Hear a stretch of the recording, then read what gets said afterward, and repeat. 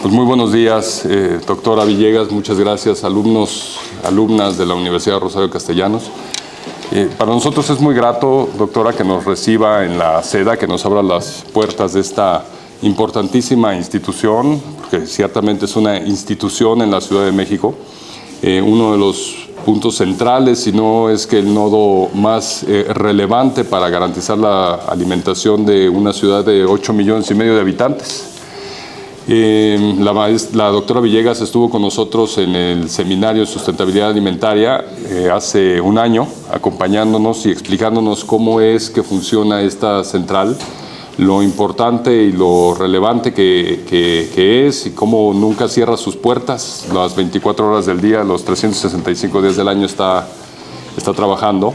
Y en ese sentido, maestra, decirle que para los alumnos de la licenciatura en Economía y Desarrollo Sostenible es también muy importante conocer esta experiencia y agradecidos, por supuesto, también hacerle llegar un agradecimiento y un saludo de parte de la doctora Alma Herrera, la directora general de la universidad, del maestro Alfredo Camaji Zamra, coordinador de proyectos estratégicos de la misma Casa de Estudios, porque sabemos que estos aprendizajes situados contribuyen en gran medida, quizás hasta mucho más, que el aprendizaje en el aula, sin demeritar, por supuesto, el modelo académico tradicional, pero el modelo que ahora la Rosario Castellanos impulsa tiene mucho que ver con estos aprendizajes situados, ¿no? Y en ese sentido, esta experiencia, no nada más de este día, sino de este seminario, que durará aproximadamente 2 meses, resulta trascendental para la formación de los alumnos. Está planeado que algunas de las sesiones sean presenciales,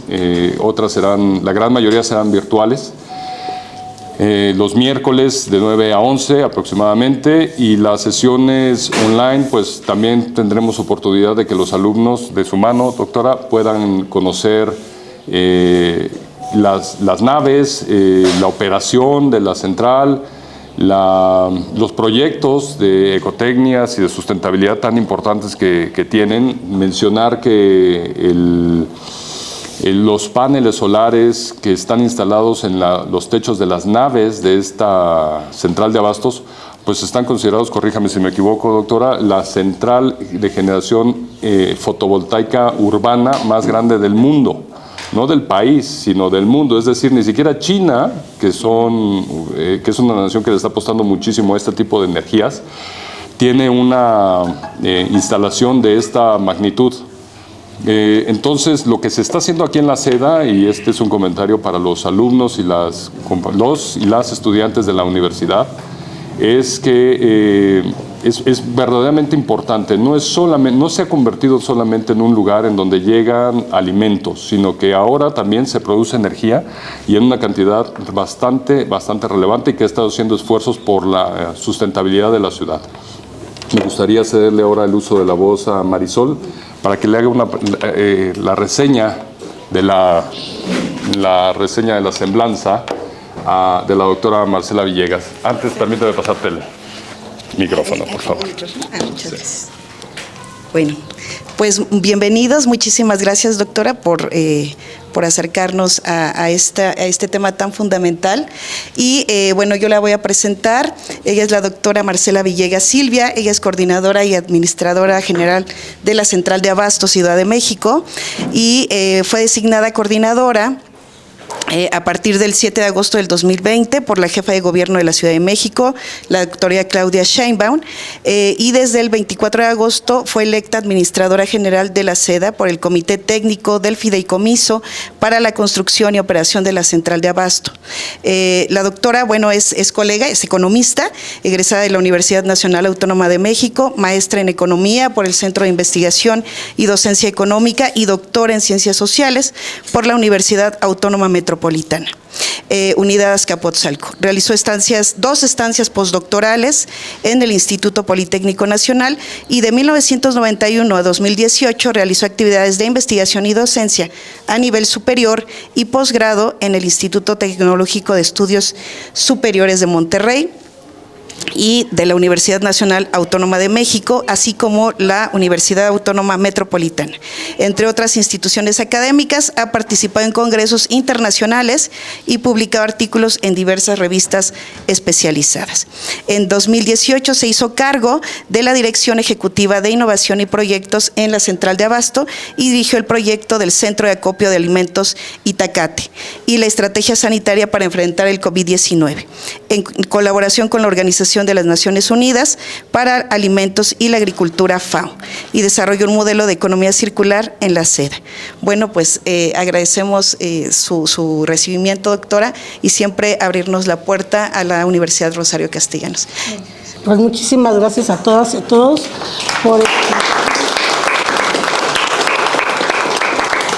por estar aquí y por darme la oportunidad de hablar con ustedes como economista. Yo les voy a dejar una tarea, ya que termine su carrera. ¿Qué sigue para la Central de Abasto? O sea, ahorita estaba yo escuchando una presentación de unos doctores y decían que la Central de Abasto tan centralizada ya no es suficiente, ¿no? Entonces, ustedes ahora como economistas que van a hacer, pues tendrán que pensar qué hay que hacer con la Central de Abasto, qué para descentralizarla, para evitar los costos de transporte, para evitar el deterioro de las mercancías en el transporte, analizar bien la trazabilidad, porque la Central de Abasto es un lugar donde llega todo para acá de todo el país y se va para todo el país.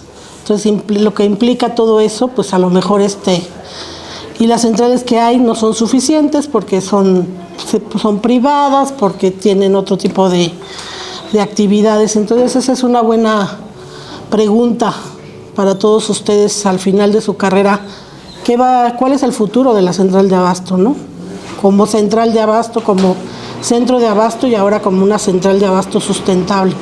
Bueno, vamos a hablar para que conozcan lo que es la Central de Abasto de la Ciudad de México, cuál es su importancia. Pasamos a la siguiente, por favor. Tenemos 42 años, este año cumplimos 42, ¿verdad? Este año cumplimos 42 años de ser el centro de abasto más importante. Si quieren la presentación se las podemos mandar para que la tengan. La Central de Abasto está conformada de la siguiente manera. Bueno, tenemos que está ubicada en Iztapalapa, fundamentalmente en la alcaldía más grande. Atiende a más de 1,500 puntos de venta entre mercados públicos, tianguis y cadenas de autoservicio, ¿sí? Es un centro de abasto muy importante que da cobijo a una serie de estados de la República, incluso de Sudamérica, para la distribución. Seguimos. Y cuenta con lo siguiente: comercializa de 30 a 45 mil toneladas de alimento diariamente, o sea, imagínense. Tenemos 7,000 unidades económicas, lo que son las bodegas. 350 a medio millón de personas entran a la Central de Abasto. Ahorita tenemos, por ejemplo, la romería del 10 de mayo y entra mucho más gente, sobre todo en las épocas de romería, entra muchísima gente, incluso durante la pandemia no dejó de entrar gente aquí a la Central de Abasto, ¿no? Cuenta con 327 hectáreas, o sea, es mucho más grande. ¿Cuántos estadios aztecas caben? ¿Los 51 del Zócalo de la ciudad? 51. 51 veces el Zócalo de la Ciudad de México es la Central de Abasto. Y entran 55,000 vehículos a la Central de Abasto diariamente. ¿Cuáles son los sectores fundamentales que tienen en la Central de Abasto? Tenemos lo que es la siguiente. Frutas y legumbres, que son las naves donde se venden todo lo que es frutas, legumbres, que están a partir de la MN, de la KL hasta la W. Tenemos lo que es abarrotes y víveres, que es desde la letra A hasta la GH aproximadamente. Y ahí tenemos, además de lácteos, semillas, abarrotes, tenemos un área de farmacia muy grande también. Tenemos el mercado de flores y hortalizas. que es un lugar como un tianguis grandotototote, donde tenemos aproximadamente 3,800 permisionarios, que les llamamos permisionarios, y alrededor de ellos se encuentran los productores, que tenemos productores de Puebla, del Estado de México, de Morelos, de aquí de Mixqui, de Topilejo, de San Gregorio, otras áreas de Xochimilco, de Milpalta con los nopaleros. Entonces tenemos productores de la ciudad y productores del contorno de lo que es el Valle de México. Tenemos aves y cárnicos, que es chiquito, pero también tenemos un área de aves y cárnicos que es muy pequeña, y la Nueva Viga, que no es de nosotros, era de nosotros, pero ya no es de nosotros, donde es el mercado más grande de mariscos que existe en el país. Entonces, la Seda es un centro agrologístico para el Valle de México. Esa es la central de abastos. Si ustedes la ven desde arriba, pues es un mundo, la verdad. Y a partir de que nosotros ingresamos a la administración, que fue en diciembre del 2018, en ese entonces la doctora Claudia Sheinbaum nos volteó a ver. La central de abastos llevaba pues 36 años sin que nadie la volteara a ver, más que los que querían robársela, que sí fueron muchos. Entonces todas las administraciones pasadas pertenecientes a la gente de Mancera, que es Llora Serna, que está en la cárcel, pues se dedicaron a robar a la central de abasto. No tenía infraestructura nueva, las concesiones, se concesionaron todos los servicios, lo que es peaje, baños, estacionamientos aéreos, pernocta y subasta no son de la central, están concesionados a privados. Entonces todos esos recursos no entran a la central de abasto. Entonces cuando ustedes leen que dicen, ay, es que entra tanto dinero, ¿y qué harán con ese dinero? Y que se lo roba la administración, pues no es cierto, porque no entra. Entonces ellos se lo robaron. Entonces la jefa de gobierno en ese entonces invirtió aproximadamente 1.800 millones de pesos para transformar la central de abasto y posicionarla como un mercado seguro y sustentable. Antes de hablar de esa inversión y decirles todo lo que implica, tuvimos un episodio que todo el mundo vivimos muy penoso, que fue el COVID-19.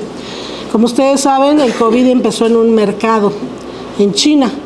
Bueno, pues la central de abasto no se salvó.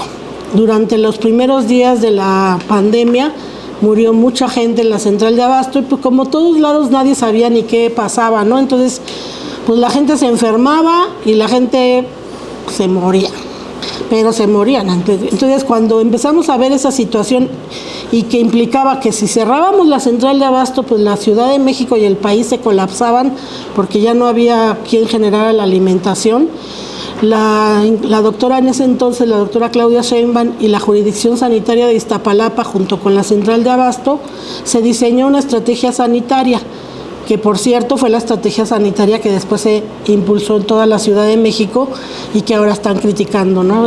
Pero que realmente la central de abasto es el ejemplo de que funcionó, porque tuvimos diferentes acciones. Una de las primeras acciones que tuvimos fue traernos consultorios médicos, traernos personal médico de la jurisdicción sanitaria, un laboratorio de pruebas, que fue el primero del laboratorio de pruebas gratuito, un hospital de campaña de la Cruz Roja, el triage del Banamex, que lo que hacía era llevarse a los más graves al centro Banamex y de ahí evitar que pasaran a los hospitales. O sea, y aquí llegaban a ese triage con saturación de casi 60, o sea, no había ni cómo ayudarlos y se salvaban. Filtros sanitarios, tuvimos filtros sanitarios durante casi pues todo el año del 20.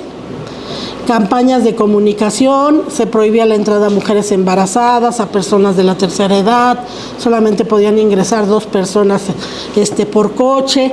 O sea, hicimos un trabajo en un mes, creo, menos de un mes, en lo que logramos abatir los contagios y lograr que la central de abasto no cerrara ni un día. Al contrario, abrió las 24 horas del día, porque abríamos todo el día de tal manera que las personas pudieran ingresar a la hora que quisieran y no hubiera tanta gente. Entonces, la central de abasto es el ejemplo más claro de que la estrategia sanitaria de la ciudad y del país funcionó, porque disminuyeron los contagios, disminuyeron los muertos y pudimos tener la actividad comercial que se requiera. La siguiente, por favor. Entonces, a partir de la pandemia, pues sí hubo un problema económico, pero bueno, gracias al modelo de economía circular y a los proyectos de inversión que hizo la jefa de gobierno, la central de abasto empezó a reactivarse. Pasamos a la siguiente. Lo primero que se hizo en enero del 2019 fue lo que llamamos nosotros el C2, que es un centro de monitoreo por parte de la Secretaría de Seguridad Ciudadana, que se vincula al C5 de la Ciudad de México, y aquí se invirtió en 600 cámaras y 100 botones de pánico. Estas cámaras, la central de abasto en ese entonces fue el lugar más vigilado de la Ciudad de México, era el lugar donde más cámaras había, que no había habido nunca. Entonces esto nos ayudó y nos ha ayudado a combatir a la delincuencia, porque si ustedes lo han oído, antes era decir, ay, central de abasto era como sinónimo de seguro te asaltan, pero ya no es así. Hemos abatido la delincuencia en un casi 70%. Se invirtió también en lo que es drenaje, se invirtió también en lo que es pavimentación de los patios de maniobra. Ahorita creo que tenemos unas fotos, ¿no? Sí. Se invirtió también en lo que es la planta de bioaditivo, que el aceite vegetal que todos usan y tiramos al drenaje, que no debe de ser, que hay que hacer algo para que ustedes nos ayuden con el acopio de aceite y volverlo biodiesel.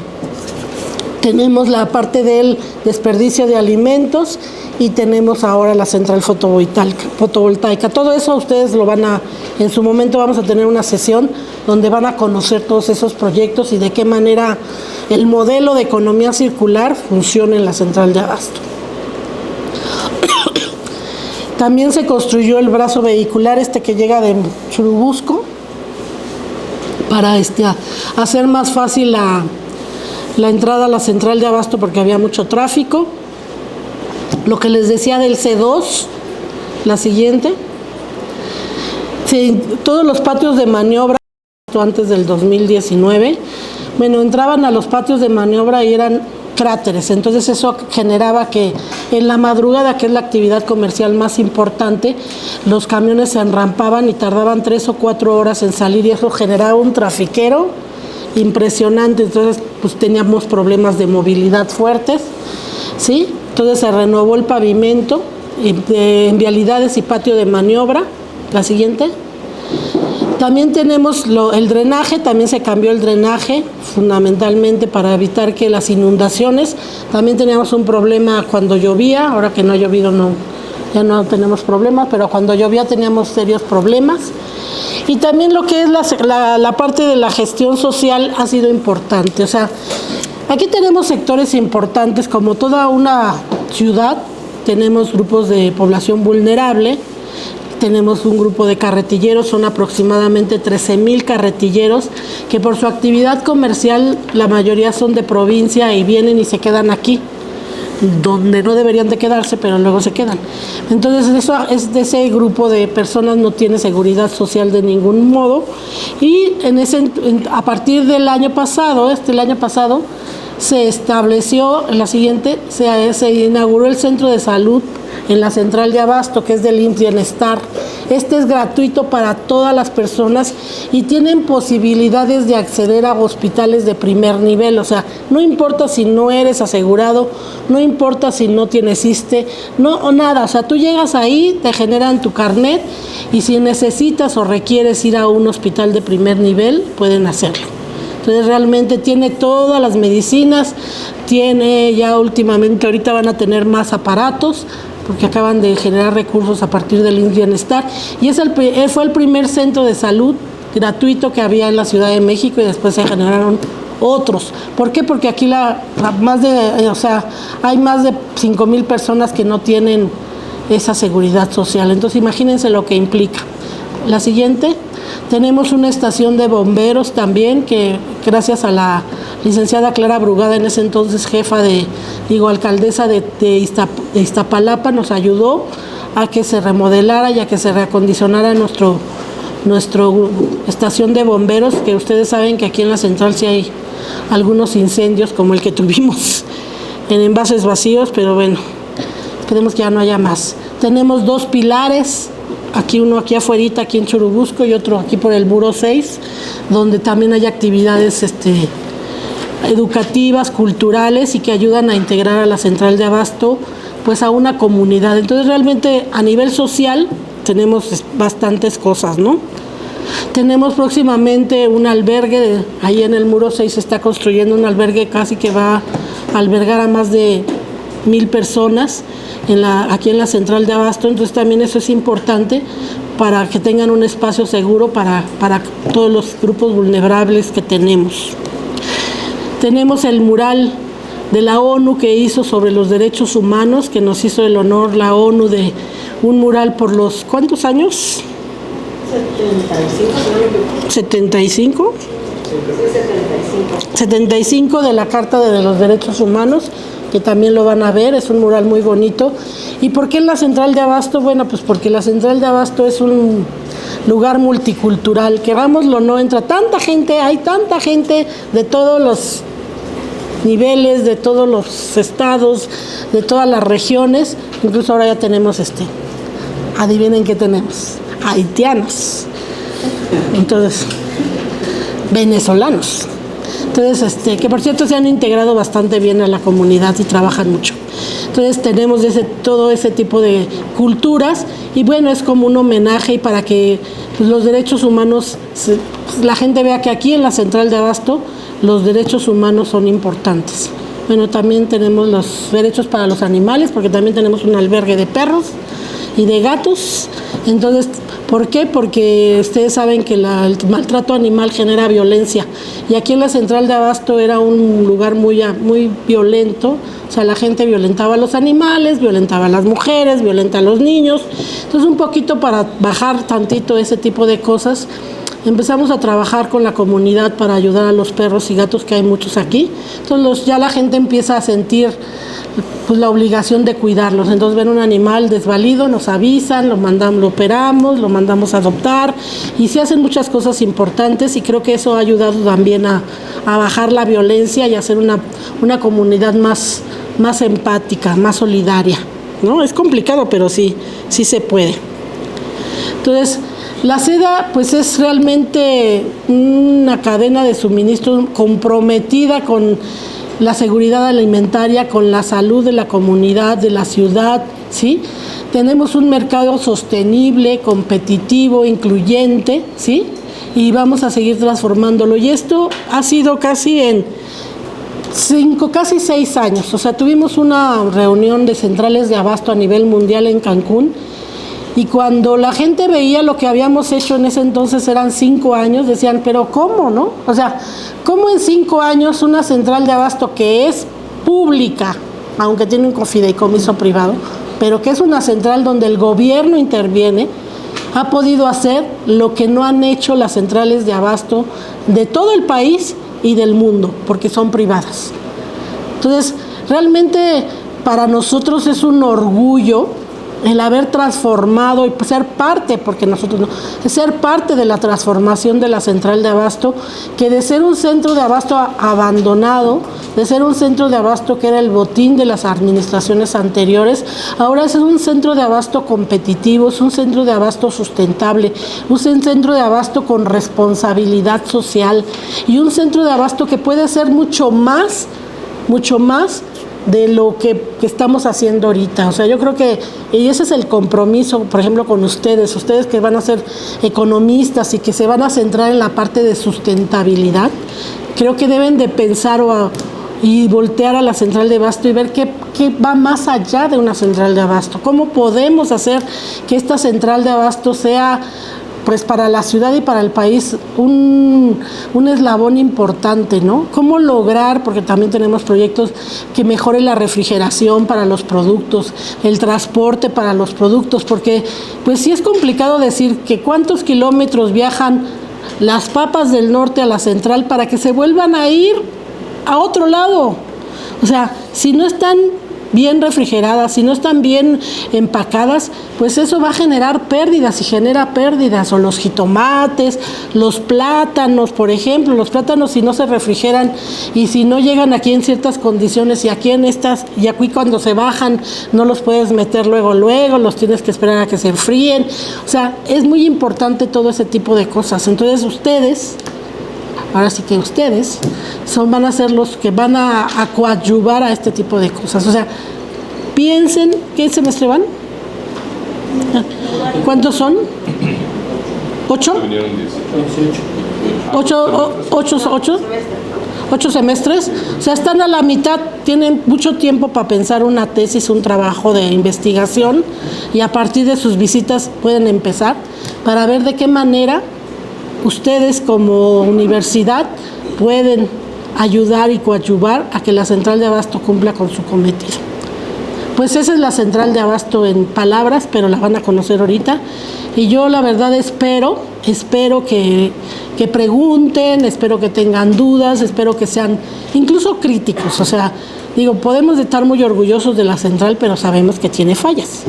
Pero creo que eso es importante, o sea, la crítica y la autocrítica sustentada con propuestas, con iniciativas, creo que es lo que vale la pena. Entonces a mí me gustaría que al final de todas estas sesiones nos sentáramos en la universidad para que estén todos los que han venido y todos los que ven, y discutir sus propuestas y discutir sus comentarios, y que esto realmente sirva no como una excursión, sino como un punto de partida para realizar una verdadera investigación, que se publique, que se difunda, que se discuta y que ustedes sean parte de esto, ¿no?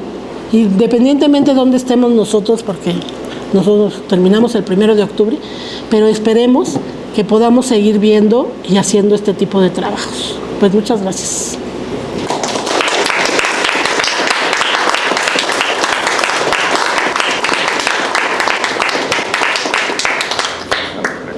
Preguntas, comentarios. Mi nombre es Luis Ángel Castillo Sánchez, de Economía y Desarrollo Sostenible de la Universidad Rosario Castellanos. La pregunta va enfocada sobre el modelo económico circular. Están contemplando ahorita el parque fotovoltaico más grande del mundo. Nada más mi pregunta es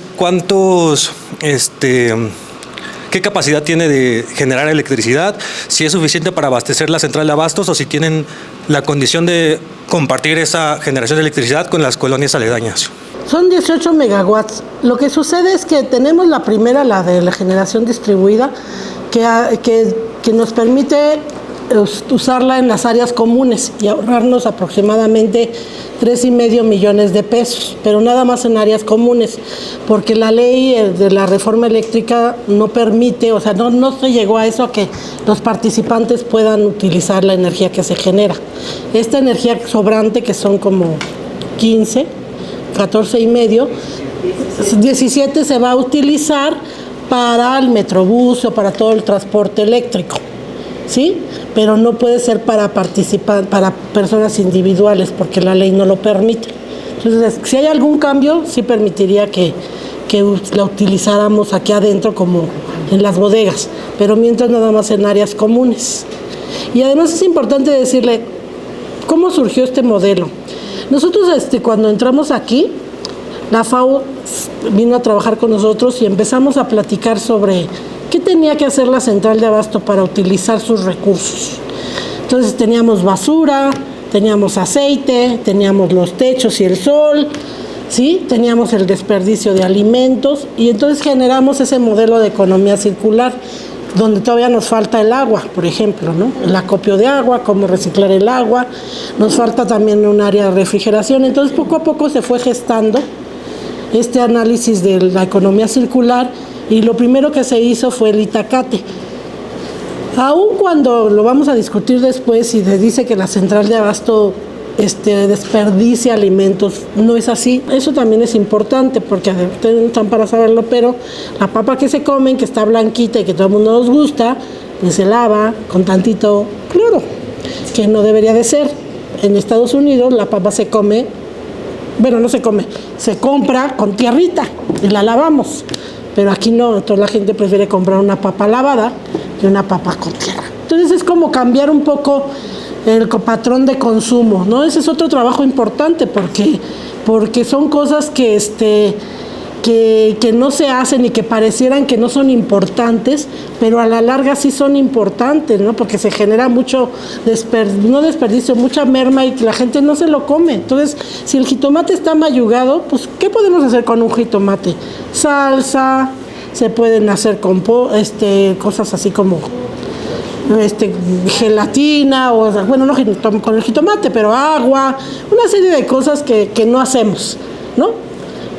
Porque no sabemos o porque no queremos o porque es más fácil comprarla bonito en Chedraui o comprarla bonito verde todavía. Entonces yo creo que es otro proyecto importante para analizar, ¿no? Entonces esa es una parte que vamos a ver cuando vean los proyectos de lo que es la economía circular, pues ya en una realidad, porque podemos decir muchas cosas de la economía circular, pero ya aquí en la realidad y en un centro de abasto tan grande donde hay de todo, pues es cuando dices, ¿cómo debe haber economía circular, ¿no? Porque tenemos muchos recursos.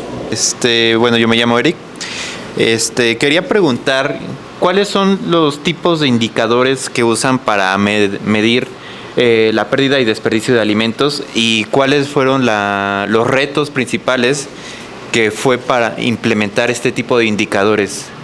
Mira, todo te lo podría decir ahorita, pero nos saltaríamos una clase.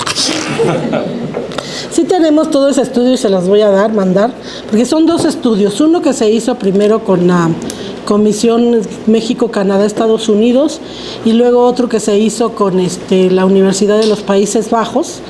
Por ejemplo, en la Universidad de los Países Bajos lo que hicieron fue ir desde el lugar de la producción, desde el campo, hasta llegar aquí y medir, por ejemplo, la trazabilidad, ver cómo llegaban los productos, cuántos llegaban en buenas condiciones, cuántos no, cuánto perdían las bodegas, porque tampoco son indicadores que se tengan para todas las bodegas.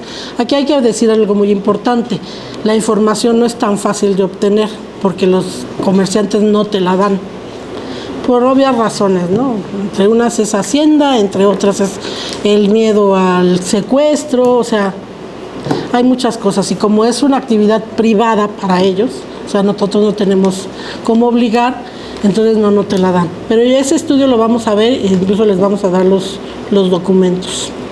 Pero sí se midió que el desperdicio no era tanto. O sea, ustedes llegan a los contenedores ahora y ya el desperdicio, ya no llega tanto producto a la basura, porque ya lo donan además a Itacate. Más bien el problema es lo que está feo, pero que es comestible. Buenos días, soy Raúl Gallegos y también soy de LETS. Mi pregunta va así: ¿qué estrategias están implementando para promover la diversificación de productos y la inclusión de alimentos locales y de temporada en la oferta de la central de abastos, contribuyendo así a la sostenibilidad y la resiliencia de los sistemas alimentarios locales? Pues mira, la verdad es que eso se da solo. Nosotros, o sea, aquí te encuentras todas las frutas de temporada. ¿Por qué? Porque todos los estados de la República vienen para acá. O sea, todas las frutas de temporada están aquí, toda la diversidad. Van a encontrar un área donde hay productos orgánicos y ven, por ejemplo, zanahorias de 7, 8 colores, brócolis y coliflores de tamaños gigantes. O sea, aquí encuentras toda la diversidad, toda la calidad, porque hay calidades de diferentes tipos, tamaños, colores y sabores de diferentes tipos. O sea, ahí sí no tenemos que hacer absolutamente nada. Así ha estado y así ha sido la central de abasto desde sus orígenes. Todo llega aquí de diferentes lados. Lo que sí es importante es que encuentras la fruta mucho más barata y sobre todo la de temporada, más barato que cualquiera. También vamos a analizar eso en otra sesión, cómo se determinan los precios, por qué en la central de abasto se fijan los precios.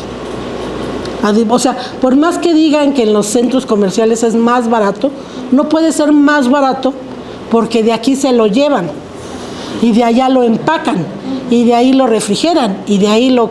Entonces eso tiene costos, por lo tanto tienen que aumentar el precio y aquí no. Además los centros comerciales, si quisieran comprarle al campo, ellos le compran una cajita y la central de abasto le compra toda la producción. Entonces, todo ese tipo de cosas que cuando veamos cada tipo de tema, se van a dar cuenta cómo no es nada más venir y comprar, es todo lo que implica la central de abasto. O sea, es el segundo mercado después de la Bolsa Mexicana de Valores en manejo de efectivo. No se puede contabilizar porque aquí todo, porque les digo, nadie me va a decir cuánto ganan ni cuánto venden. Pero el manejo de efectivo es impresionante. La mayoría de las actividades comerciales se realizan en efectivo. Los comerciantes, por eso hay varios bancos aquí adentro, porque aquí depositan. No sé cómo depositan, porque algunos no pagan impuestos, pero bueno, ese es otro tema. Entonces, hay muchas cosas que tienen que saber. Soy Roberto Vadillo. Muchas gracias, doctora, por la explicación. Venimos de LEDS en un modelo interdisciplinario. En esta parte de la interdisciplina, bueno, una de las herramientas que manejan nuestros estudiantes son el área cuantitativa, y para ello es muy importante conocer, o bueno, preguntarle a usted directamente sobre si existen algún manejo de modelos matemáticos para la distribución y comercialización, o inclusive para el manejo de flujo de efectivo, o simplemente la contabilidad se lleva aparte. Aquí cada bodega hace sus actividades y no creas que lo hacen muy científicamente, ¿no? O sea, la gente pues tiene 42 años vendiendo desde la Merced mucho antes, ¿no? Entonces, pues ese es otro problema. Algunos siguen vendiendo de manera tradicional, por eso también es un problema la merma luego, porque pues no están acostumbrados a tener técnicas de mercadotecnia o cómo acomodar el producto. Entonces para ellos es muy fácil decir, pues como tengo el producto y quiero venderlo, lo saco de la bodega y lo pongo a la mitad del pasillo, lo cual no se permite, ¿verdad? Entonces tenemos que meterlo, pero así lo hacen. Entonces no hay, y el manejo del flujo de efectivo, pues cada bodega lo hace, o sea, no podemos intervenir en esas cosas, o sea, por eso no se han hecho muchas cosas aquí en la central, porque la información tampoco es tan fluida, porque no te dan acceso a esa información. Hola, buenos días, mi nombre es Héctor, de la carrera de LEDS. Sabemos que la producción, distribución y comercialización de alimentos contamina. Quisiera saber si la central de abastos tiene alguna remuneración para los servicios ecosistémicos o pago por servicios ecosistémicos, o si no no es una empresa responsiva. No, lo que pasa es que la central de abasto funciona de así. O sea, todo lo que es la infraestructura pertenece al gobierno de la ciudad. Pero cuando se vinieron para acá, se creó un fideicomiso privado. Entonces, todos los locatarios, todas las bodegas son parte de ese fideicomiso privado. La actividad comercial es privada. Ellos, por ejemplo, lo único que hacen es pagar un mantenimiento, pero no somos una empresa en grande. Cada bodega es una empresita. Entonces, así se maneja. Obviamente, pues sí se busca, por ejemplo, ahora con la actividad de las papas, pues que darles una distinción, pero sobre todo pues los ahorros que pueden tener en términos económicos, ¿no? O sea, pues ellos pagan el agua, entonces si ahorras agua, además de que ayudas a la ciudad, disminuyes tus costos, ¿no? Pues los paneles solares no les pueden ayudar porque no van a tener acceso a ellos, pero no por eso no podemos ser una empresa en general. Nosotros como mercado no somos una empresa. Son varias empresitas en la central de abasto, pero toda la central sí es del gobierno. Entonces, por eso yo soy administradora, que soy del fideicomiso, y soy coordinadora como parte del sector público. Yo nomás recibo, para que todos no sepan, a mí me paga el gobierno de la ciudad, no me paga el fideicomiso, ¿sí? Entonces, ¿cuál es lo importante? Por ejemplo, les voy a dar un ejemplo. Si eres fideicomiso, los compañeros que trabajan en el fideicomiso no son servidores públicos. Entonces, eso es a veces es bueno. Si, por ejemplo, ahorita, con el INE, si alguien pinta una barda todo el perímetro de la central de abasto es de la central de abasto, incluso las bardas de afuera. Entonces, si tú quieres pintar una barda, es una barda privada. Entonces, tienes que pedir permiso al fideicomiso. Si te la pintan, pues tienen problemas. Y si te las despintan, tienen problemas. Y si no, y no nos pueden acusar a la FEPADE. Pero sí nos acusan, pero no pasa nada. Entonces sí es así como que es una dualidad y eso vuelve locos a nuestros enemigos, ¿verdad? Porque me pueden acusar de servidora pública, pero como actúo también como administradora, pues se confunden. Entonces no saben con quién irse. Si le parece bien, podemos cerrar ahora la ronda de preguntas para pasar a un recorrido y continuar con el programa de este. Pues muchas gracias, muchachos. Disfruten su visita. Y bueno, si quieren, ahí luego les dan mi celular, mi correo, por cualquier duda que tengan, pues ahí estamos. Gracias, doctora. Pues reiterarle de parte de la doctora Alma Herrera y Alfredo Camaji el agradecimiento por la apertura para este seminario. Tendremos las siguientes sesiones de manera virtual conforme lo que está programado, lo que está en la propuesta del programa. Y bueno, pues siempre muy agradecidos con su disposición y su buen ánimo y la diligente conducción que tiene de esta importante central de abastos de la Ciudad de México. Muchas gracias a la licenciada Alma Herrera, que gracias por la oportunidad, gracias a todos ustedes y pues gracias por darme la oportunidad de regresar a las aulas. Es un honor.